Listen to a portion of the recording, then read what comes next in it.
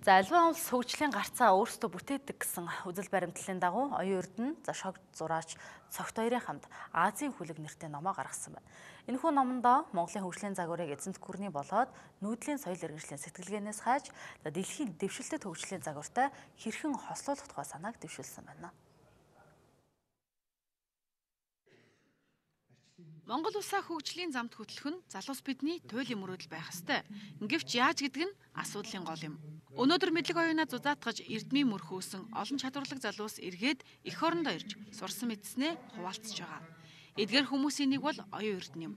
Тэрээр 10 жилийн өмнө хувь хүний хөгжлийн тухай өгүүлэх Алсын хараа номоо уншигчдад хүргэж байсан бол өнөөдөр Азийн хүлэг улс нэртэй шинэхэн номоо шог зураач цогт хоёрын хамтаар гаргаад байгаамаа. Номонд дэлхийн хөгжлийн олон сонирхолтой асуудлыг багтаажээ.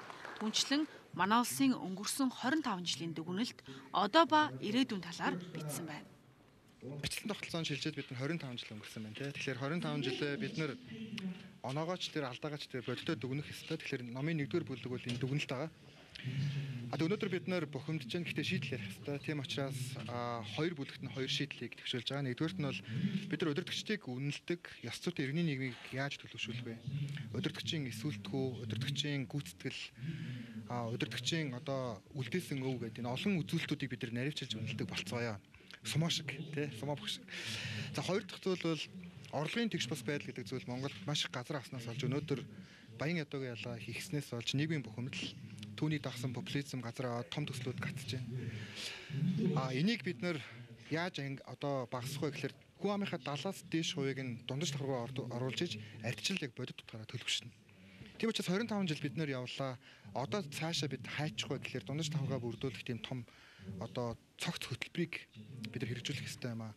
Тэхийн тулд бид нар орон сууцны, тэхийн тулд бид нар татврын нэгдсэн бодлого, тэхийн тулд бид нар жижиг дунд үйлдвэрлэлийг яаж дэмжих үү? Хизээч хичээлэл гаднаас бас хөгжлийн шийдлийг хайгаад гарцуулсан тийм улс гэж байдгүй.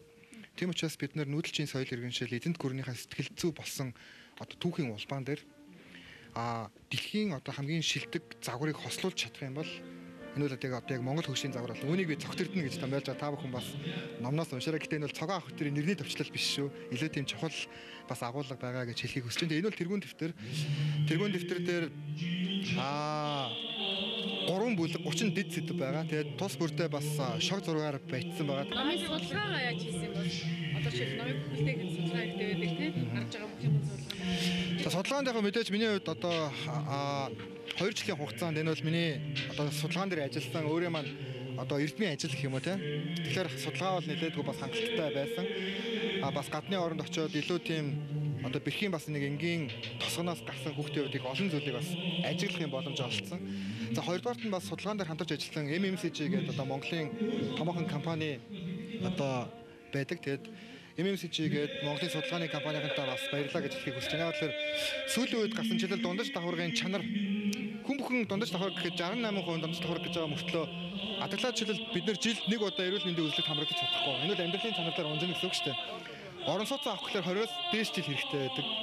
Эсвэл байрны моргежд хүрдэггүй. Шударгаар явъя гэхээр магадгүй жишээл залуу насныхаа амьдралыг тэр чигтэн зориулаад ч боломж олддгүй ийм нийгэмд бас бид нар байна. Тэгэхээр энэ бүх амьдралын чанарыг бид нар тоон үзүүлэлттэй солилдож ийж яг өнөөдрийн бодит байдал бол гарна. Тэгээд яг номон дээр бас байгаа илүү чухал ойлголтуудыг маш энгийнээр нэг хуудсанд багтаагаад тэгээд илүү тийм энгийнээр илэрхийлэхийг хүссэн. Магадгүй номыг уншаад яг энэ сэдвүүдээр илүү тийм гүнзгийрэн ажиллая гэж хүсвэл Азийн улс гэдэг бас яг бодлогын судалгааны хүрээлэн байгуулагдсан байгаа. Тэнцээ байгаа судлаачтай бас хамтарч ажиллаж бас цуврал лекц сургалтанд хамрагдах боломжтой. Тэгээ бас удахгүй яг энэ 3 сэдвээр Hero Entertainment-тай хамтраад бас илүү тийм хүмүүст ойлгомжтой хэлбэрээр нэвтрүүлэг олгож гаргая гэж бодож байгаа. Тэгээд 40 он гэхэд Монгол маань ямар нэгэн шийдлийг гаргаж Азтай эдийн засгийн болон нийгмийн хөгжлөөрөө тэргүүлэгч орнуудын нэг байх болтугай гэдэг ийм хүсэл эрмэлзэлээр энэ ном бичигдсэн байгаа. Номын тэргуун дэвтэрт доголон ардчлал, түүчээ шувуу, цогт эрдэнэ гэсэн дэд сэдвүүдтэй. Үүгээр манай улсад тулгамдаад байгаа асуудлын талаар харуулахыг хичээсэн байна. Шог зураач цогт хоёрын хувьд номыг уншууртай, сонирхолтой байх үднээс шигтгэ болгож шог зургуудыг оруулсан байна. Яг оюун эрдэнэ энэ ном бол яг манай бас шилдэг тэргүүний залуучуудын нэг. Би бол Тэмүүжин Батчин гэдэг шиг л итгэж байна. Магадгүй улс төрийн хувьд хуучин цаг ийм намаас бас ийм тэргүүний үзэл бодол гарч ирж байгаа надад нэг итгэл найдвар төрсөн. Тийм учраас би хамтарья гэх. Тэгээд хамтарч ийм хийж үзье гэж яасан. Миний итгэл найдварыг алдахгүй байх гэж бодож байна. Ер нь бол яг улс төр нийгмийн амьдралыг одоо өвчтнөөр зөөрлөх юм бол одоо баг хэвтэрд орсон гэж хэлж байна. Арчлын нэлх балчир үед авсан хатгааг бол одоо өгдрүүллээ шүү дээ. Орон эдэнчил одоо анх бол одоо маш олон орны одоо таних мэдэхгүй олон антибиотикээр бөмбөгдөөд одоо дархлаагийн үгүй хийж ажиллаа. За дунд үед нь одоо нагарж унаа энтер гэж одоо бүр мааран бод үзүүлж одоо баахан хан уулаа тий. Одоо сүүлдээ одоо бөөмө гал дахиад одоо хойдох нь ушуулах гэж байна. Тэгэхээр магадгүй бид нар энэ номноос зөв уншиг олоод харчих юм биш байгаа гэсэн гордлого би бас тээсэн. Зөвхөн оншоос гадна шийдлийг бас өгүүлсэн.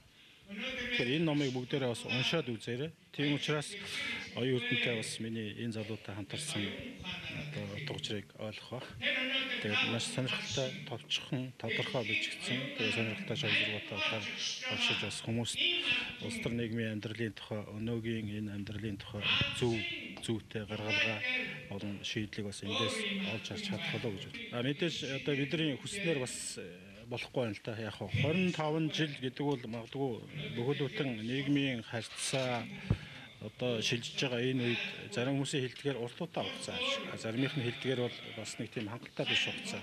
Гэхдээ зүгээр бид нар арчлын хувьд нөгөө алдсан онсноосоо илүү бидний одоо олж авсан тэр олд амжилтуудыг бид бас илүү их дурдчих хэвээр.